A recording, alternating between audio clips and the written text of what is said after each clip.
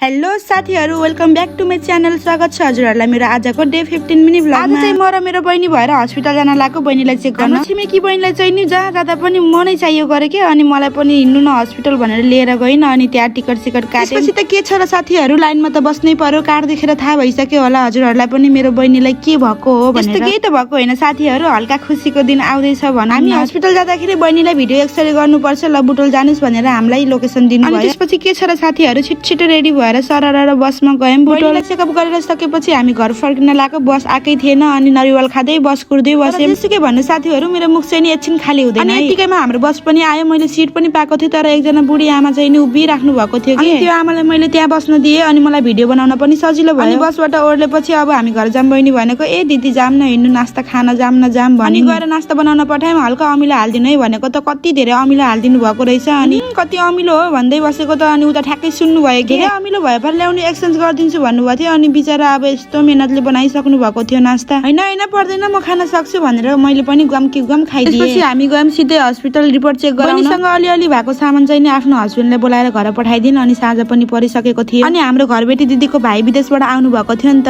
अनि मलाई काठमाडौँबाट पुस्तकालय ल्याइदिनु भयो। त्यो भन्छन् नि, घर बसा नै भिख माग्ने आया भिखारी भने जस्तै हात थाप्दै बसेको कि यिनीहरू चाहिँ। तर मैले मजाक गरेको है साथीहरु, भिखारी भन्न खोजेको हैन। सरी, भिडियो चाहिँ नि अलिक लामो भयो साथीहरु, don't mind. Okay, thank you so much मेरो यहाँसम्म भिडियो हेरिदिनु भएकोमा। आजको लागि यति नै, भोलि भेटौँला, बाइ बाइ।